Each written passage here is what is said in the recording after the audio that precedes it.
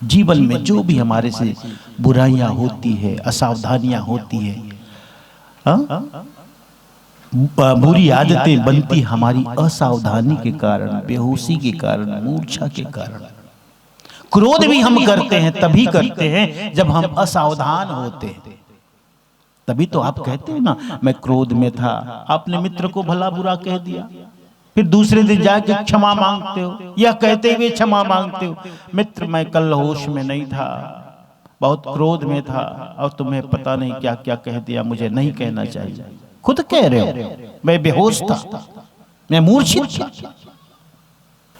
एक राज्य में एक फकीर घूमता था, भिक्षा लेता था। जीवन फकीर संत का जीवन और कैसे होगा। फकीर के पास बस और कुछ भी न था, एक मात्र एक काष्ठ पात्र था, लकड़ी का पात्र जिसमें वो भोजन कर लेता था, बाकी कुछ भी न था उसके पास। शरीर में वस्त्र भी नहीं था। राज्य का जो राजा था उसे खबर मिली, उसे लगा मेरे राज्य में वो संत रहता है फकीर, उसके हाथ में काष्ठ का पात्र है, लकड़ी का पात्र। ये तो हमारे राज्य के लिए अपमान की बात है कि हमारे राज्य का जो फकीर है उसके हाथ में लकड़ी का पात्र, शोभा नहीं देता। उसने बुलाया उसे, काष्ठ पात्र के बदले में उसे स्वर्ण पात्र दे दिया। फकीर ने कहा क्या फर्क पड़ता है, जिसके लिए सोना महत्वपूर्ण हो उसके लिए, मेरे लिए तो भोजन करना महत्वपूर्ण है, चाहे लकड़ी का पात्र हो चाहे सोने का पात्र हो, ठीक है दे दो। संत क्या होते हैं इसी समझना। संत का मतलब है जो दूर खड़ा है, तटस्थ है, न सुख के साथ है न दुख के साथ है, जो मान के साथ है न अपमान के साथ है, उसी का नाम संत है।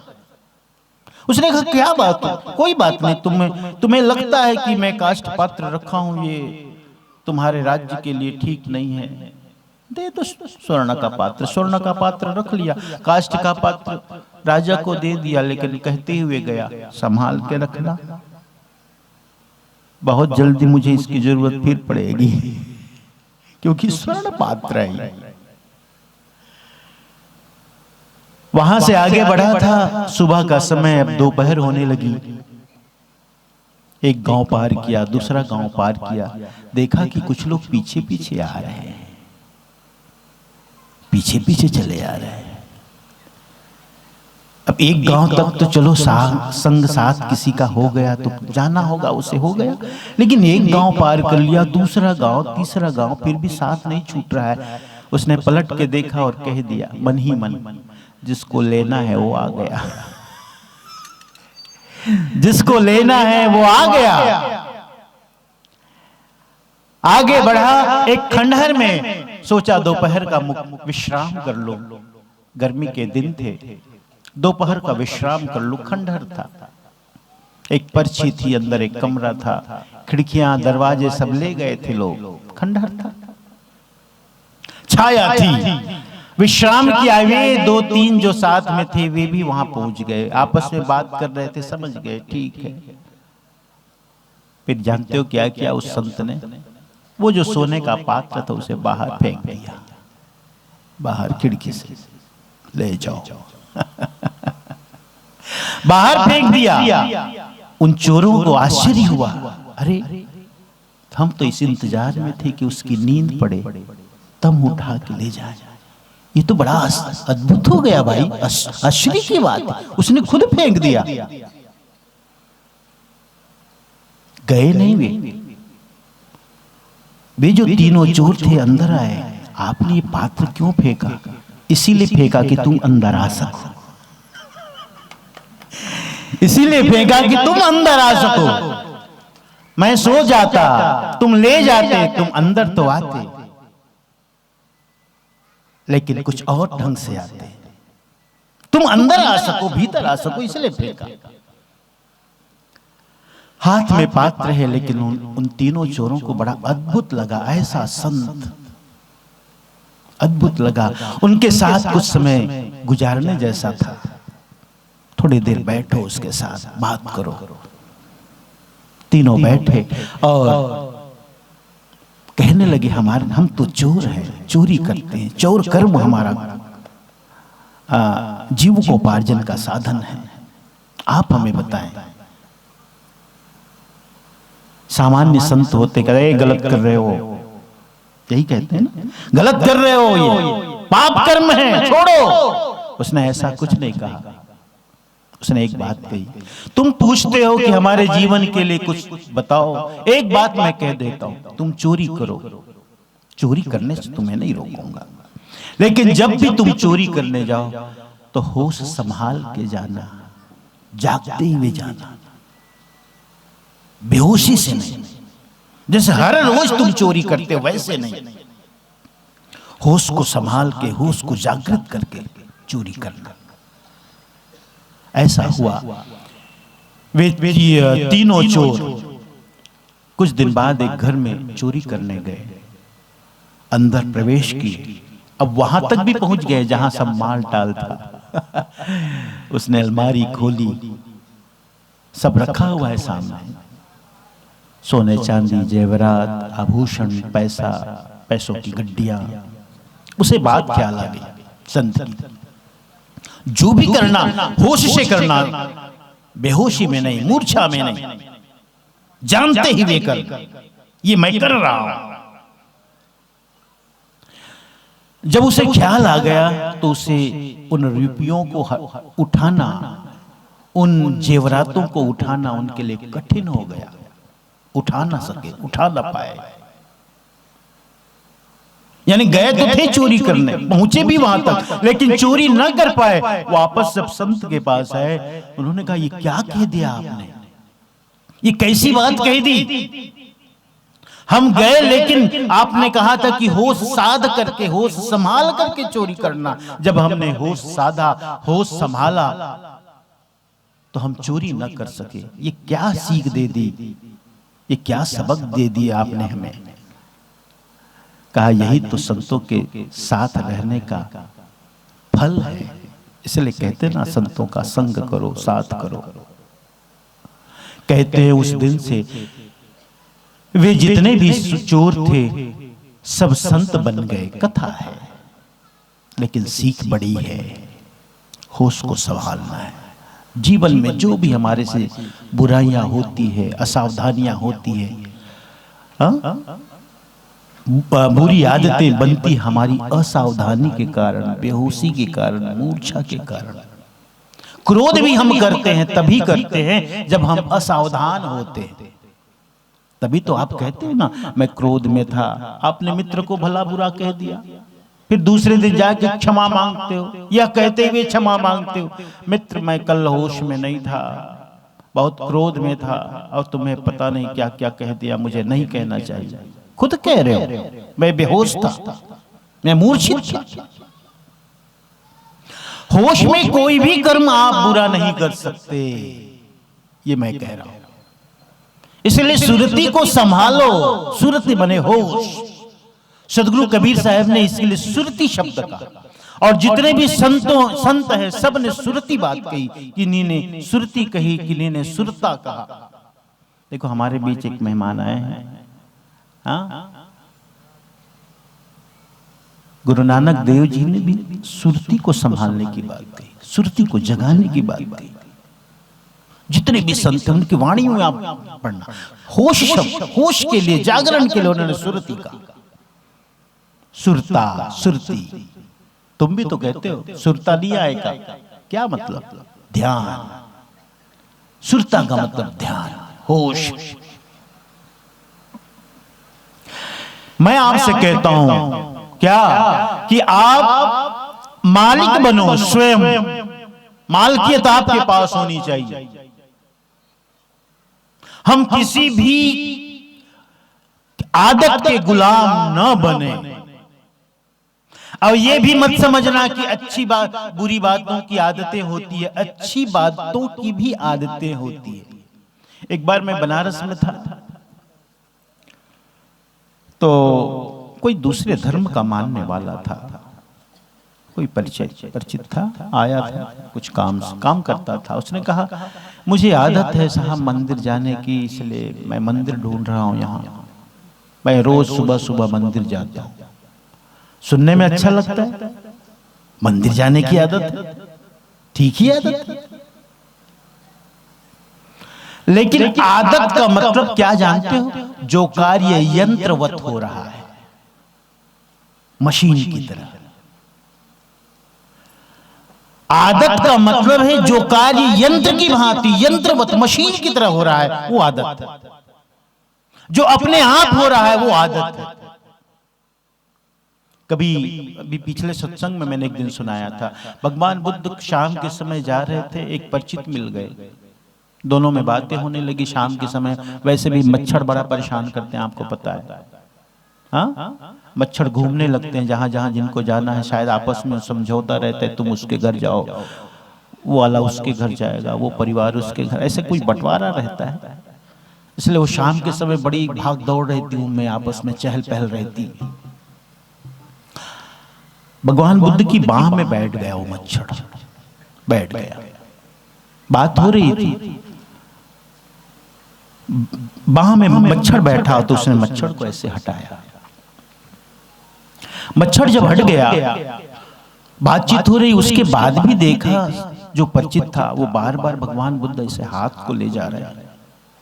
उन्होंने कहा, भगवान मच्छर तो कब का उड़ गया है, ये बार बार आप क्यों ले जा रहे हैं? एक बड़ी सुंदर बात उसने कही, पहले जो मैं हाथ ले गया ना वो यंत्र की तरह था, यंत्रवत था, आदतन था। जैसे हमें भी आदत रहती है, सो रहे होते हैं, कहीं मच्छर काटता है तो आप नींद में ही ऐसे मार देते हो, ऐसा कर देते हो, ये आदत है। उसने कहा जो मैंने पहले हाथ उठाया था वो आदत से, अब मैं हाथ उठा रहा हूं वो ये कि मुझे ऐसा करना चाहिए, होशपूर्वक करना चाहिए, जानते हुए करना चाहिए, जाग करके करना चाहिए। जीवन में ऐसी बहुत सी चीजें हैं, वही ध्यान बन जाता है। भोजन आप करते हो तो भोजन करते करते 50 बातें इधर उधर की सोचते रहते हो। नहा रहे हो तो नहा ही नहीं रहे हो और कुछ और सोच रहे हो। सोच में बैठे हो तो वहां भी सोच रहे हो, कोई जगह खाली नहीं। जो आप काम कर रहे हो उसके प्रति समर्पित हो जाओ। जब भोजन करो तो तुमको लगे ये भोजन मैंने उठाया, ये मुंह में डाला, धीरे धीरे उसे चबाओ। हाँ, इसलिए आजकल कहते हैं, डॉक्टर भी कहते हैं, अगर वजन कम करना है तो भोजन कम करो, लेकिन भोजन से ज्यादा जरूरी है कि तुम होश से खाओ। टीवी देखते हुए ज्यादा खा लेते हो, बातचीत करते हुए ज्यादा खा लेते हो। अगर तुम जागृत होकर के होशपूर्वक खाओगे तो थोड़ी भी खाओगे ना तो तुम्हारा पेट भर जाएगा, भर जाएगा। ये उधारी बात नहीं कह रहा हूं, ये नकदी है, बिल्कुल प्रैक्टिकल है। थोड़े भी खाओगे, चबा चबा के खाओ, अच्छी तरह से चबा के खाओ। जो काम दांतों का है पेट के लिए न छोड़ो। अब दांतों का काम तुम पेट पर छोड़ देते हो तो बेचारा उसको बड़ी मेहनत लगती है आंतों को पचाने के लिए। फिर कभी वो अजीर्ण का और कभी कुछ का कारण बनता है। प्रेम से खाओ, श्रद्धा से खाओ। अन्नम ब्रह्म कहा हमारे यहां, अन्न को ब्रह्म की तरह मानो। इससे मेरा पोषण होता है, इससे मेरा जीवन चलता है, मेरा जीवन इस अन्न से है, ऐसे भाव के साथ खाओ। आदत के हम गुलाम नहीं बने, आदत के हम मालिक बने। कोई भी हो, और उसके लिए एक ही बात है, होश, जागरण। कर्म करो आप, जाग। अब ध्यान में भी बैठते हो तो क्या कहते हो ना, अब शिकायत नहीं आती। सब जब ध्यान में बैठते हैं तो 50 बातें आती है, ये बिल्कुल सही है। ध्यान का मतलब है निर्विचार स्थिति, निर्विषय। ध्यानम निर्विषयम मना। कभी आपने ऊपर आकाश को देखा बारिश के दिनों में? बादल दौड़ते हैं उस जगह जहां खाली रहता है, जहां बादल ना हो। इधर से भी बादल आया, उधर से भी आया, उधर से भी आया, उस जगह को भरने के लिए। ऐसे ही जब तुम निर्विचार स्थिति में जाते हो तो तत्काल ही विचारों का एक जैसे उहापोह बन जाता है।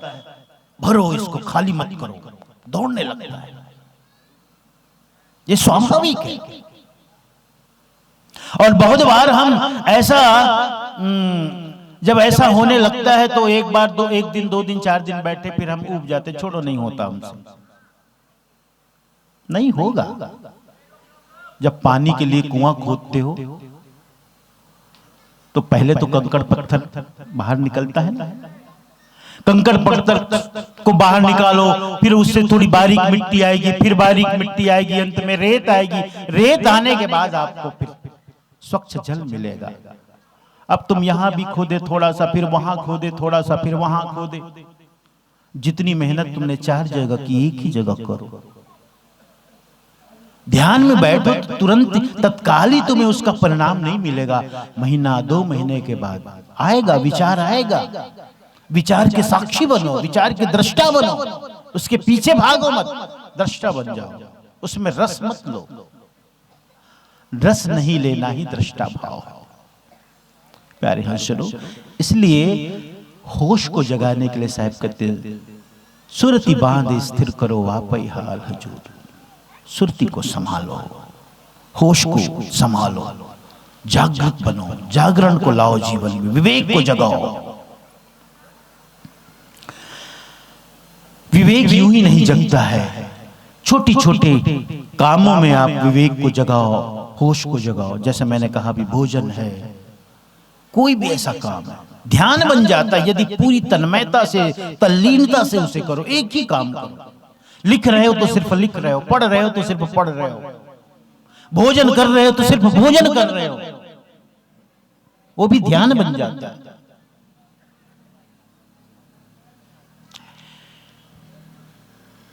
एक और कहानी कह दूं मैं, होश क्या है समझने में आपको सहायता मिलेगी। सब लोग सुन रहे हो ना माता लोग? कभी कभी गूढ़ विषय भी सुनना चाहिए, गंभीर विषय भी सुनना चाहिए, हाँ जानना चाहिए। आज देखो माताएं वहां तक बैठी हुई, थोड़ी इधर जगह बना दो भाई। नहीं देखो माता लोग वहां तक बैठी, देख लो, ज्यादा वो नहीं करो, लेकिन है ना, आंदोलित मत करो, रहने दो जैसा शांति से। एक छोटी सी कहानी सुनाता। होश क्या है इसे समझना है आपको। बेताल पच्चीसी की कहानियां बड़ी मशहूर है, और उन कहानियों में एक यही सबक और सीख है कि अपने होश को संभालो। राजा विक्रमादित्य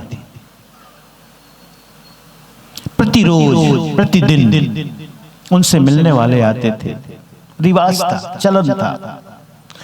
सुबह के समय में प्रजा जो है कुछ न कुछ गिफ्ट लेके, उपहार लेकर के अपने राजा को देने आती थी। राजा साहब सबको स्वीकार करते थे, और उपहार देने के बाद सबको धन्यवाद करते राजा। रोज का नियम था। एक दिन एक संत आया, उसके हाथ में एक जंगली फल था, जंगली फल। उसने आकर उसे दिया। राजा ने बहुत ध्यान नहीं दिया, जंगली फल है, पता भी नहीं क्या है, कैसा है। एक नियम और भी था, वो जब कोई उसे देता तो मंत्री को दे देता, बगल में मंत्री बैठा होता था, उसे दे देता। लो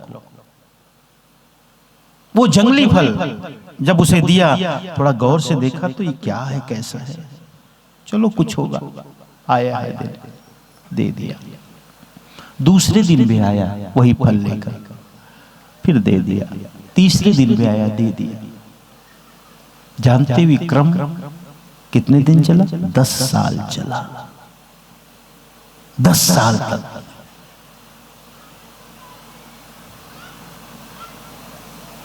जब एक दिन वो संत आया, आने के बाद वो फल दिया, तो रोज की भांति वजीर को न दे करके बगल में जो उसका पालतू बंदर था उसे दे दिया, क्योंकि उस दिन वजीर नहीं था, पालतू बंदर को दे दिया।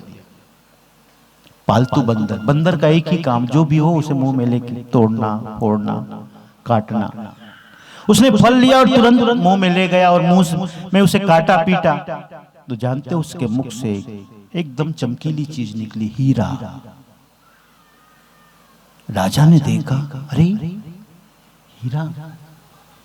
वजीर को पूछा, वजीर मंत्री को पूछा, तुमने वो फल कहां रखा जो इतने वर्षों से मैं उसे तुम्हें देता आया हूं? उसने कहा कि एक पुराना सा घर है जो अब उपयोग में नहीं है, वहां मैंने रखा है। क्योंकि उस मंत्री को भी पता था कि कहते हैं ना कि राजाओं का जो की आदत होती बड़ी उल्टी सीधी होती, इसलिए तो कहते हैं राजा के आगे और घोड़ा के पीछे नहीं रहना चाहिए।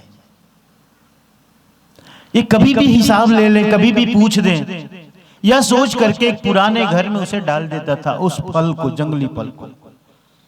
जब मंत्री ले गया उसे दिखाने, तो इतने वर्षों से उसमें रोज एक एक फल डाला जा रहा है, फलों का अंबार सड़ गया है, लेकिन उन सड़े हुए फलों के बीच में हीरे सब चमक रहे हैं। आश्चर्य रहा। फकीर की तरफ, संत की तरफ देखा, अरे ये क्या हुआ? उस संत ने कहा, जीवन में बेहोशी हो, जीवन में मूर्छा हो, तो ऐसे ही कितने हमारे जीवन में हीरे मिलते हैं, लेकिन हम उससे बेहोश होते हैं, यूं ही लुटा देते हैं। इसलिए हमारे संत जन कहते हैं ना, तेरा एक एक सांस हीरे मोती वो लुटाने के काबिल नहीं। ऐसे कितने अवसर आते हैं हीरे के समान, लेकिन हम उसे जब चूंकि सोए हुए हैं, इसलिए सोए सोए से यूं ही चले जाने देते हैं। चिंता मत करो। तुम शायद सोच रहे होगे कि अब तक न जाने कितने ऐसे मिले, और आगे तुम अतीत और भविष्य की सोच रहे। ना, सोचने की जरूरत नहीं, वर्तमान को जानो, वर्तमान को देखो। अच्छी बात है, तुम सजग हो गए, आज जग गए, यही जगाने तुम्हें मैं आता था रोज। ऐसा करो, मुझे तुमसे एक काम लेना है। मैं एक तंत्र की साधना कर रहा हूं, उस तंत्र की साधना में तुम्हारे जैसे वीर की जरूरत है, और साहसी और वीर की जरूरत है। ऐसे वीर और साहसी की जरूरत है जिसके पास साहस भी हो और होश भी हो, जोश भी हो और होश भी हो, और वो तुम में है।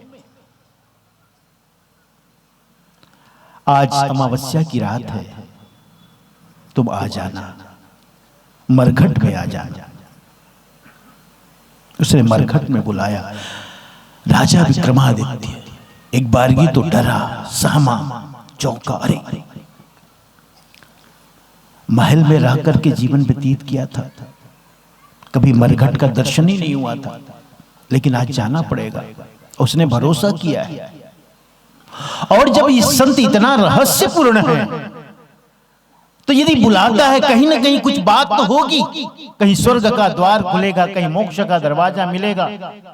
उत्सुक भी हुआ जाने को, लेकिन भय भी हो रहा था मन में। शाम हुई, अमावस्या की रात थी। गया मरघट में, चारों तरफ चीख पुकार, सुन्न सन्नाटा। हृदय कप गया, डर गया थोड़ा।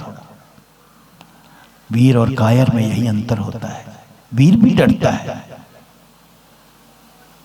कायर तो डरता ही है, वीर भी डरता है। ये मत समझना वीर नहीं डरता, लेकिन वीर डरता है फिर भी करता है, कायर डरता है तो पीछे भाग जाता है।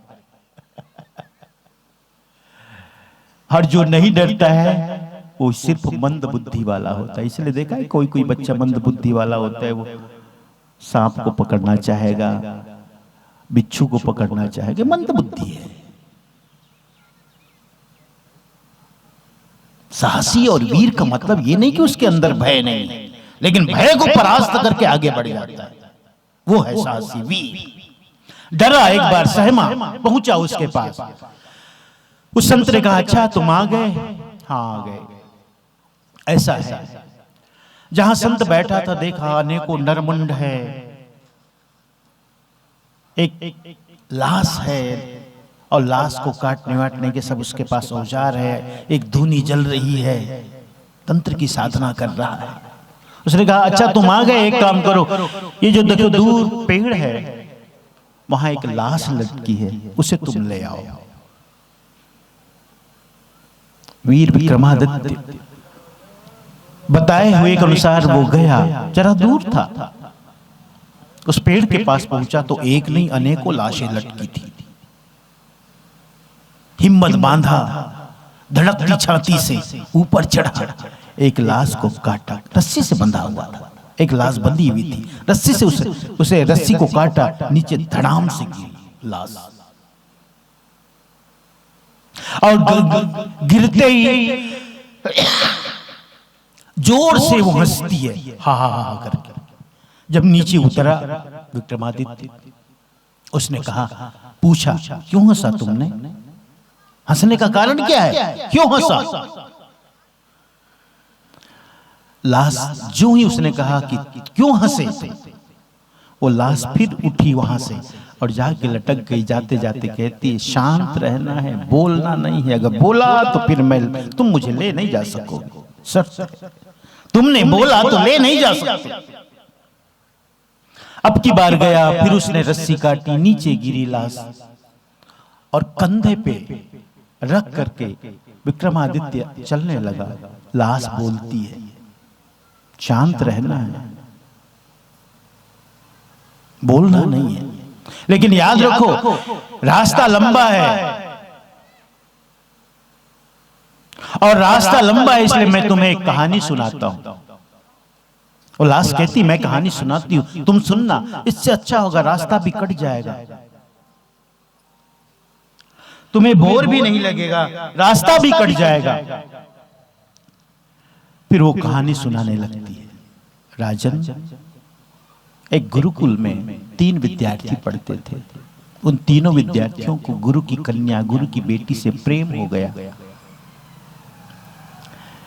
तीनों एक से बढ़कर एक, और जो गुरु कन्या थी वो भी सुंदरतम थी। गुरु कन्या भी तीनों से प्रेम रखती थी और तीनों उस गुरु कन्या से प्रेम रखते थे। गुरु कन्या के समक्ष एक समस्या कि किसका वरण करे, एक का वरण करे, करना तो एक को ही है, बाकी 2 छूट जाएंगे, और दोनों जो छूट रहे हैं वो छोड़ने जैसे नहीं है। अंत में उसने क्या किया, कहते उसने अपने आप को आग लगा ली, मर गई। वो लाश सुना रही है विक्रमादित्य को, वो मर गई, अपने को आग लगा करके मर गई।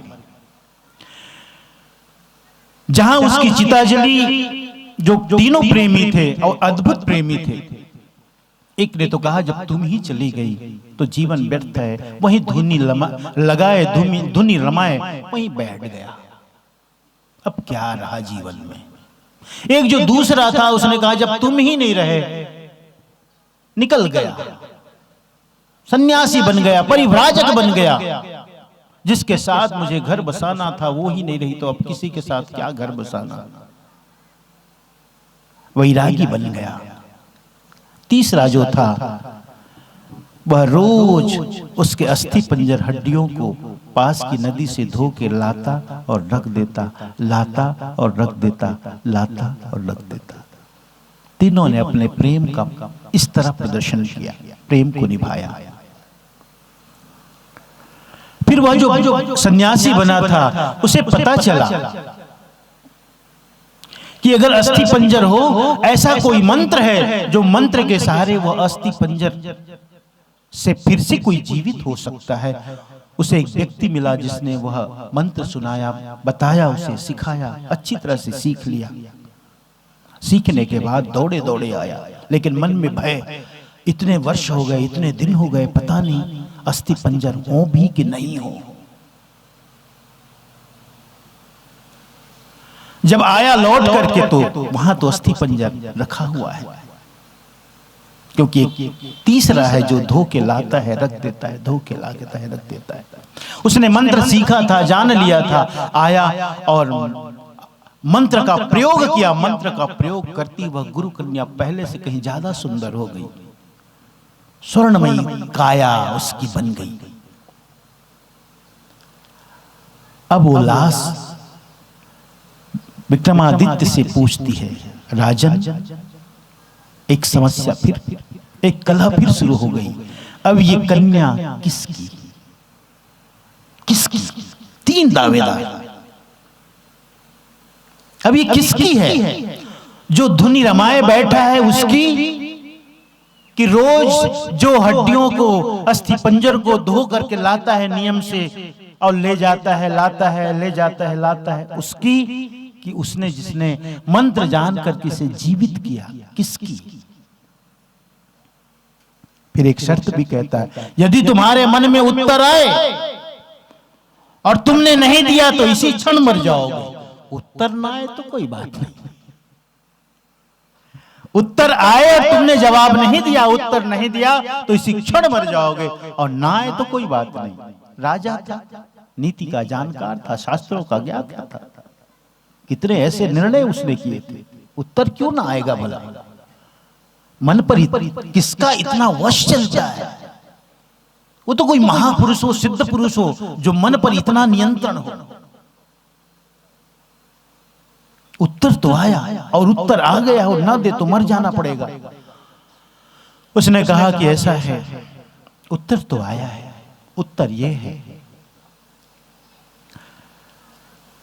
कि जो मंत्र जान करके इस अस्थि पंजर को मैं मंत्र का प्रयोग किया, उसे पुनरुज्जीवित किया, वो तो पिता तुल्य है, क्योंकि किसने जन्म दिया। और जो पिता है वो कैसे विवाह कर सकता है, कैसे वर्ण कर सकता है? पिता के दायित्व का, पिता के कर्म का निर्वहन किया है। जिसने रोज उन हड्डियों को धो करके लाया, ले गया, लाया, ले गया, ये तो पुत्र का दायित्व है, पुत्र का कर्म है, वो तो पुत्र तुल्य है। इसलिए वह भी विवाह नहीं कर सकता, वर्ण नहीं कर सकता। तीसरा, जो यहीं बैठा धुनी रमाए उसके प्रेम में बैठा है, वही इसका हकदार है, वही योग्य है। उत्तर दिया था, लाश फिर वापस चली गई उस पेड़ में, क्योंकि बोला था उसने, पहले कह दिया था, तुमने बोला मैं वापस चलूं। जानते हो, ऐसे करते करते 25 कहानियां चलती है। एक कहानी मनोरंजन के लिए नहीं है, इसमें बहुत बड़ी सबक है।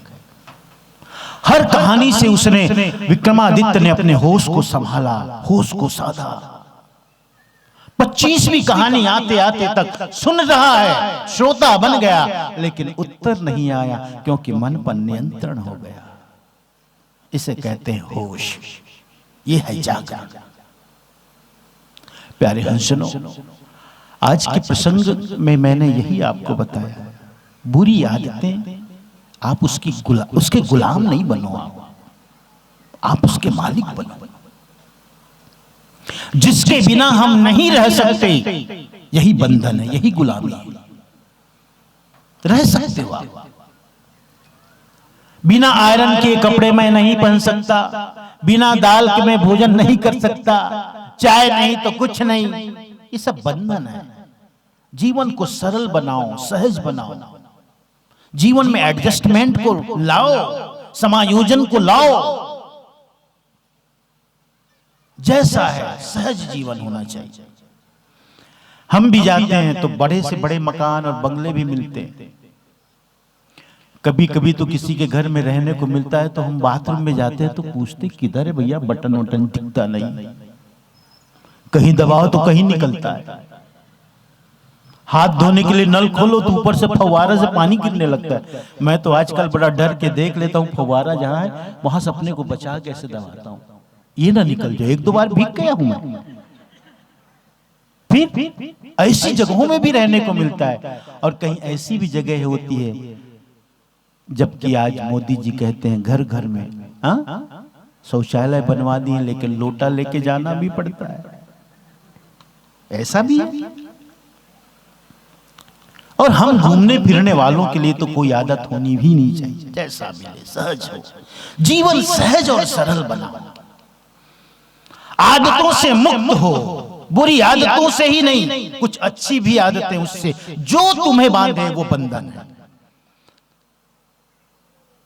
जंजीर चाहे सोने की हो चाहे लोहे की, जो बांधे, जो बंधन का कारण बने, उससे मुक्त होना है। इसे साहब कहते हैं सुरती पसी संसार में ताते परि गयो दूर। तुम्हारा जो सुरती है, तुम्हारा ध्यान है, संसार की तरफ चला गया, इससे तुम बंध गए संसार से। सुरती बांध अस्थिर करो, अपने सुरती को संभालो, होश को संभालो। आप हाल हजूर, आप मालिक हो, मालिक बन के रहो। कोई बटन दबाए क्रोध में आ जाओ, कोई बटन दबाए लोभ में आ जाओ, कोई बटन दबाए तुम प्रसन्न हो जाओ। माला पहना दी, हम खुश हो गए, बड़ी ऊंची सिंहासन में बैठाए, हम खुश हो गए, अपने आप को धन्य धन्य मानने लगे, बड़ी हमारी इज्जत हुई, बड़ा हमारा सम्मान हुआ वहां। और जहां नहीं पूछा तो कंधा दब गया, अरे क्या करें, हमारा तो मान नहीं हुआ, वहां मान नहीं रखा। क्या है ये? मन का खेल है, मन से बंधे हुए हैं। मन शब्द ही से तो मान बनता है, और मान से ही अभिमान बनता है। मन से ऊपर उठना है, उन्मनी रहने। मनन का मतलब ही होता है मन का न होना। गुरु नानक देव जी ने मनन पर बहुत जोर दिया है। मनन, मनन न हो। और सदगुरु कबीर साहब की वाणी उन्मनी रहने, मन का ना होना।